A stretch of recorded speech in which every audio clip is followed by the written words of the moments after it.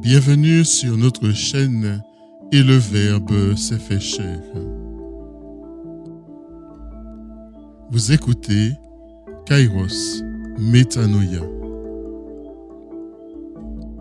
Comment faire de cette période de reconfinement une occasion de ressourcement, de retournement. Kairos Métanoïa.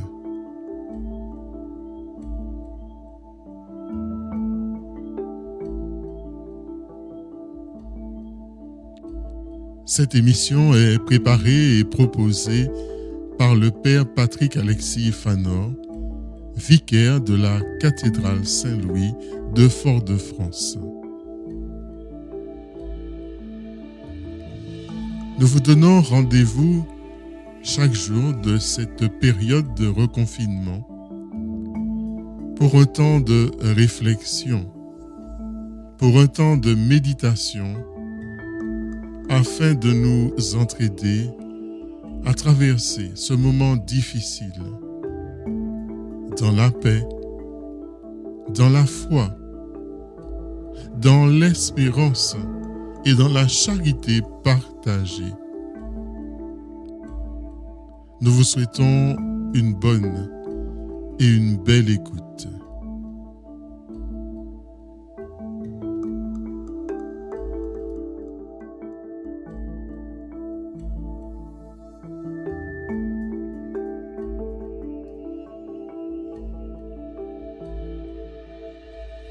Chers amis auditeurs, je vous souhaite le bonjour et la bienvenue en ce 6e jour de notre reconfinement. Aujourd'hui, je voudrais m'attaquer à la question du masque. Nous portons un masque, parfois même en famille, afin de protéger les personnes à risque, mais aussi dans les transports en commun, dans les magasins, dans la rue. Il y a quelques mois, aucun d'entre nous n'aurait imaginé vivre cela, porter un masque. C'est étrange, car inhabituel. C'est nécessaire car cela diminue grandement les risques de propagation du virus. Mais c'est difficile aussi pour beaucoup d'entre nous. Pas seulement à cause de la sensation physique, de la chaleur, aussi parce que cela donne à voir une société de protection, de méfiance. L'autre est à la fois dangereux et rassurant. On se croise et on se rencontre moins. On ne voit plus nos sourires. Ce masque nous voile. Ce masque, en même temps, dévoile beaucoup de choses de notre société. Le masque est comme le symbole de ce qui nous arrive. Tout d'abord, le masque comme symbole d'une crise de la parole. En effet, ce masque, comme symbole de ces mois de confinement, nous rappelle le fait que tout le monde, ou presque depuis le mois de mars, a un avis définitif sur tout, et en particulier sur ce que l'on ne sait pas, ce qu'il faudrait faire, l'immunité ou pas, la force ou pas de tel traitement, l'avenir du virus, danger du savoir, qui n'en est pas un, mais qui se pose comme vérité qui nous enferme. Mes impressions, mes peurs, mes désirs deviennent certitudes. Le masque, pourtant, nous révèle que nous ne savons pas tout, que nous ne maîtrisons pas grand-chose, que nous sommes ramenés à notre fragilité humaine et collective. Notre société technocratique, scientifique, rationnelle est ramenée à sa pauvreté. Notre désir de puissance est ébranlé. Mais ma parole est la vérité. Le masque, comme symbole de ce qui nous arrive, révèle aussi la complexité de notre humanité. Combien de gestes généreux, de dévouement, de sympathie pour les soignants, pour les employés de supermarchés, pour les éboueurs y a-t-il eu lors du premier confinement? Quelle attente forte d'un monde différent où la solidarité, le partage ne seront pas des incantations, mais de vraies réalités. Quels engagements concrets, et je pense comme Exemple, ceux et celles qui, dans les communautés paroissiales, se sont mobilisés pour fabriquer, pour distribuer des masques. Parole donc d'espérance. Mais aussi combien de gestes égoïstes, de dénonciation des voisins, de repli sur soi-même, de retour aux peurs ancestrales, à la violence des relations. Combien d'élan pour garder pour soi ce qui protège, les stocks de masques, la concurrence mondiale pour prendre ce dont les autres auraient besoin, la guerre économique autour de ce vaccin qui n'en finit pas. Parole donc de mensonge. Je ne développe pas plus, mais nous connaissons la complexité de nos cœurs, de notre humanité où se mêlent la grandeur et le sordide. Parole vide. Et puis le masque a montré comme une loupe le mal profond qui ronge notre société. La perte de confiance dans la parole, la défiance qui ébranle profondément le vivre ensemble. Ne pas mettre le masque car cela ne sert à rien, puis mettre le masque car cela est indispensable. Certes, l'hésitation, les balbutiements sont inévitables, mais l'impression que la justification du non-port du masque n'était pas sanitaire, mais le cache-misère d'une pénurie est tenace. Si une parole cache la vérité, elle perd tout crédit. Si une parole cache la réalité, elle devient mortifère. Si une parole voile les véritables intentions, elle ouvre à la défiance. Et une société ne peut vivre sur la défiance. Une société a besoin de la confiance. Le masque ne fait que révéler cette tendance forte depuis plusieurs années à communiquer, inventer une novlangue, positiver, maquiller, manipuler, parole qui travestit la réalité. Prétendre savoir, cacher l'égoïsme derrière de belles paroles, perdre confiance dans les mots des autres, autant de symptômes, chers amis auditeurs, d'une crise de la parole. La crise de notre société est une crise de la confiance et c'est une crise grave. Ce masque qui cache notre bouche voile la parole. Mais, bonne nouvelle, si le masque cache notre parole, il n'obstrue pas nos oreilles. Nous pouvons recevoir, entendre, écouter la parole dans laquelle nous mettons notre confiance. Et cette parole, vous l'aurez compris, c'est la parole de Dieu. Elle nous rejoint là où nous sommes, dans notre réalité, dans notre humanité, dans notre complexité. Cette histoire de masque fait écho à plusieurs passages de la Bible, des passages importants. Peut-être dans les jours qui viennent, nous y reviendrons.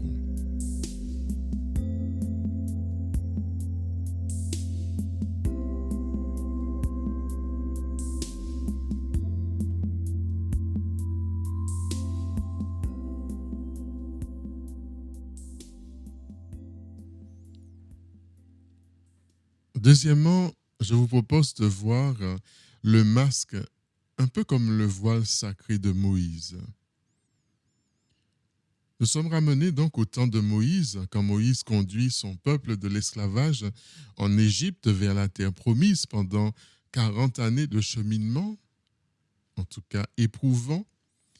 Après avoir reçu de Dieu sur le mont Sinaï les 10 paroles inscrites sur les tables de la loi, et les avoir cassés dans sa colère devant le veau d'or, Moïse remonte sur la montagne et reçoit à nouveau les 10 paroles. Écoutons ce récit. Moïse descendit du mont Sinaï. Les 2 tablettes du témoignage étaient dans la main de Moïse lorsqu'il descendit de la montagne.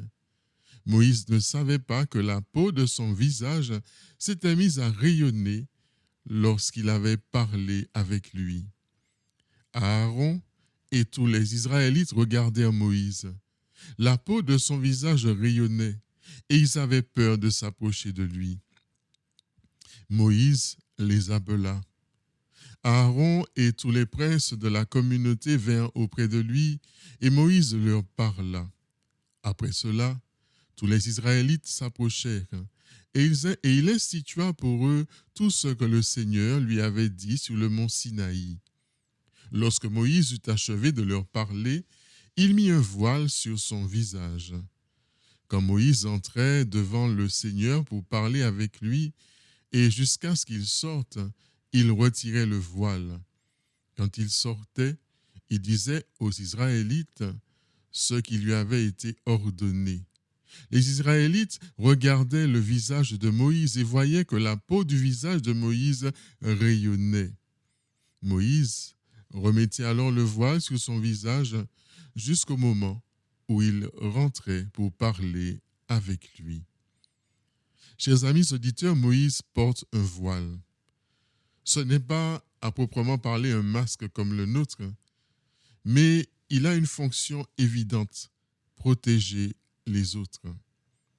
Dans le récit de l'Exode, Moïse, qui a parlé avec le Seigneur, est plein de lumière divine, son visage en rayonne, et cela éblouit les Israélites. Moïse porte donc un voile sur la tête quand il est avec son peuple, et il le retire quand il rencontre le Seigneur. Ce récit est riche d'enseignements. Il évoque d'abord et principalement la rencontre avec Dieu. Cette rencontre qui se passe dans l'intimité d'une relation directe d'une personne à une autre, de Dieu à Moïse. Mais le texte présente deux difficultés. La première, c'est que seul Moïse accède à la relation directe avec Dieu. Lui seul monte le rencontrer sur la montagne, puis il descend seul pour communiquer sa parole au peuple. Il est l'intermédiaire entre Dieu et les autres. On est dans une conception où le chef du peuple est le représentant de Dieu. Deuxième difficulté, c'est que Moïse, parce qu'il a rencontré Dieu, devient porteur d'un danger. Il est trop sacré, trop puissant, trop différent. Le voir, c'est dangereux. Dieu, le sacré, il vaut mieux le tenir à distance.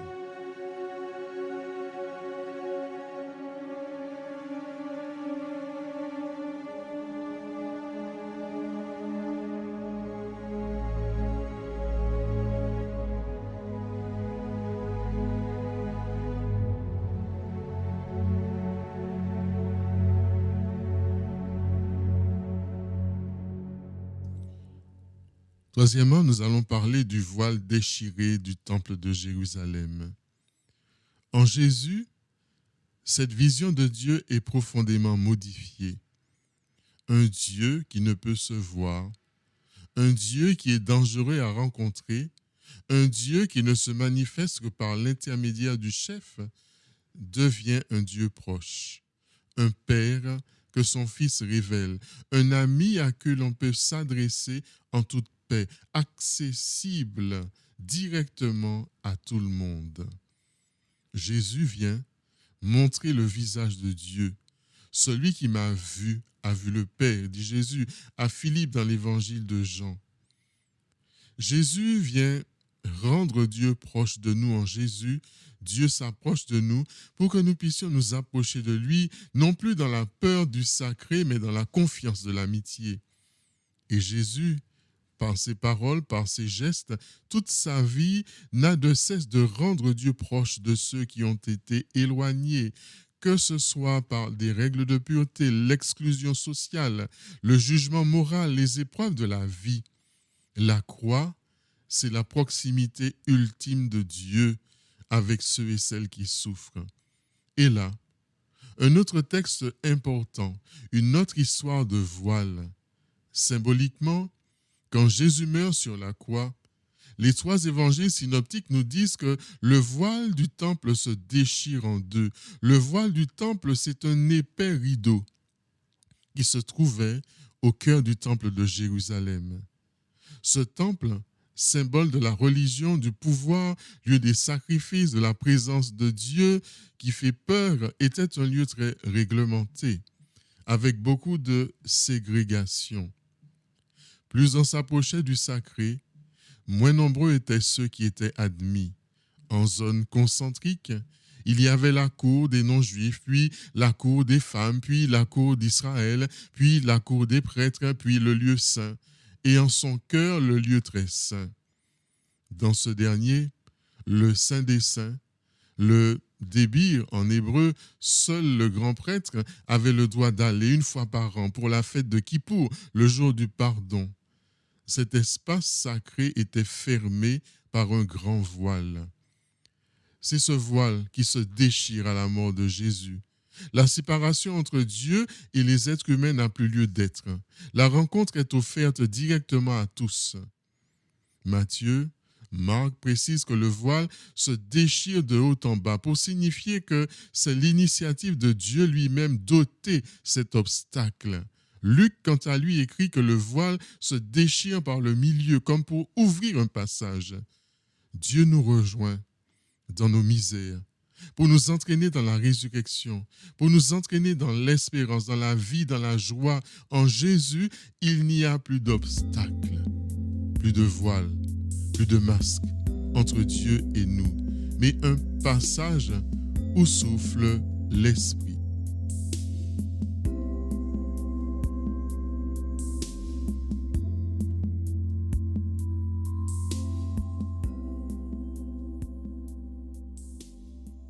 Et enfin, chers amis auditeurs, ce que le masque m'inspire, c'est la figure de Paul avec le voile ôté par le Seigneur. En effet, troisième texte important, l'extrait de la deuxième lettre de Paul aux Corinthiens. L'apôtre y aborde la question de la relation à Dieu, en référence au voile dont se couvrait Moïse dans l'Exode. Dans cette lettre, de manière un peu compliquée, mais très profondément, Paul partage le cœur de l'Évangile, ses joyeuses conséquences pour nous. Attention, il ne faut pas mal comprendre ce texte et l'utiliser comme un argument polémique contre le judaïsme d'aujourd'hui.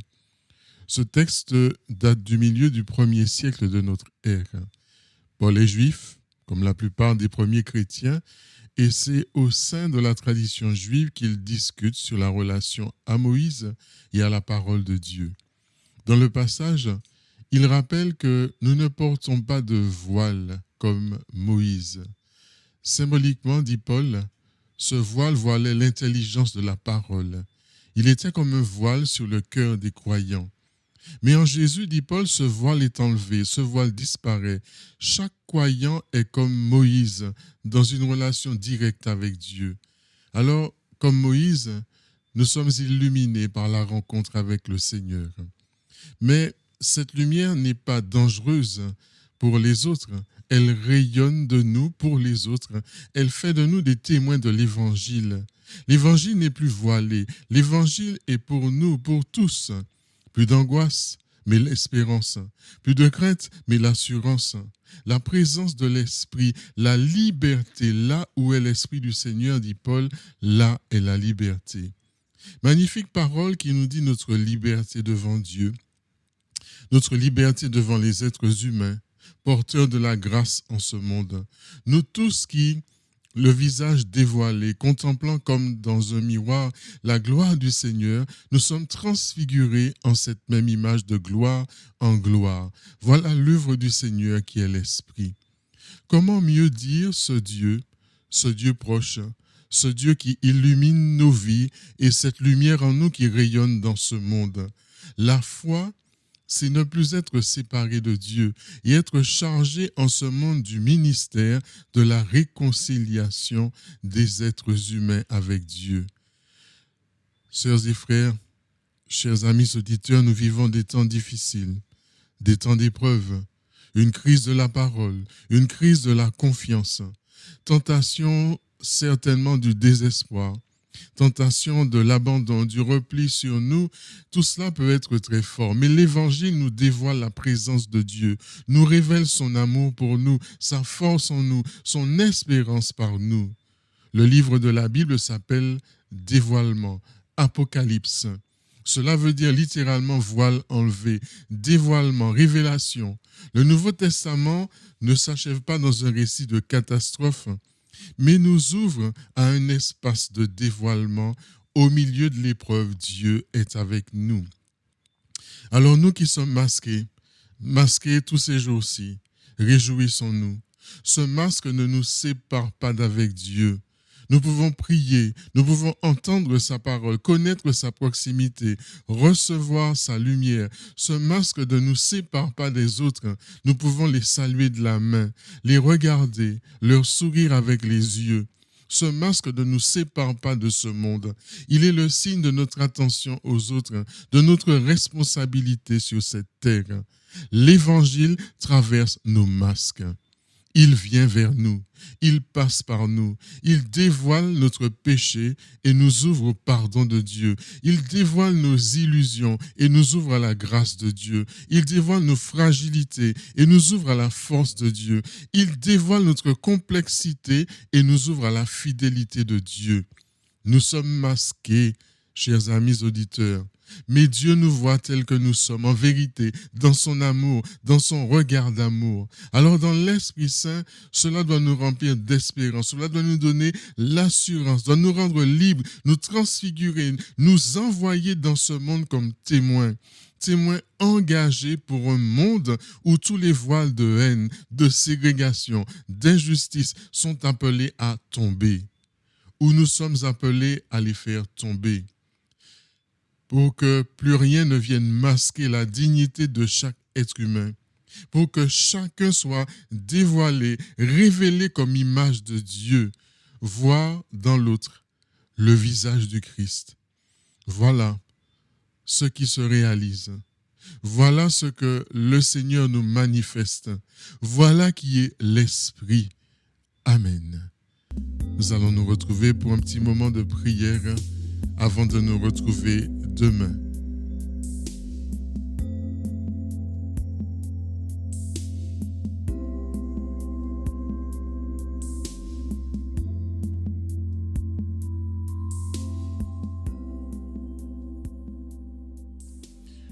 Seigneur notre Dieu, toi dont la parole nous fait passer de la mort à la vie, nous nous tournons vers toi qui nous accompagne sur nos chemins d'humanité.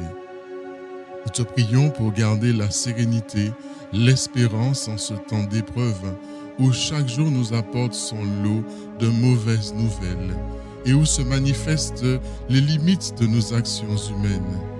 Les anciens imaginaient les épreuves et les mauvais coups du sort comme étant signe de ta colère envers des êtres humains indifférents à tes commandements. Mais la parole de Dieu révélait déjà le défi de la confiance en éclairant les aléas de la terre par les promesses du ciel. Sa colère n'est que d'un instant, tandis que sa grâce dure toujours. Nous te prions, Dieu de miséricorde, envers ceux et celles qui souffrent, délivre-nous de la peur, de la résignation.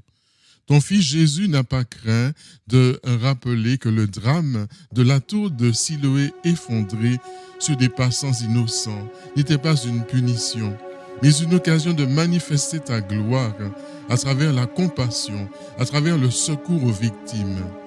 Lorsque ses disciples ont demandé d'intervenir pour nourrir toute une foule affamée, le Christ leur a dit « Donnez-leur vous-même à manger ». Aujourd'hui, il nous encourage à donner les soins nécessaires aux malades touchés par l'épidémie. Il nous invite surtout à prendre nous-mêmes les précautions indispensables pour protéger les autres.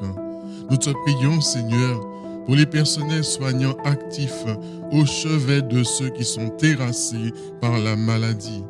Bénis leur dévouement, leur service auprès des plus fragiles. C'est grâce aux efforts de nous tous que tu veux endiguer la progression du mal, protéger nos familles. C'est à travers nous que ton Fils Jésus passe au milieu de nous, cherchant à guérir la souffrance des uns des autres par l'attention bienveillante qui leur sera portée.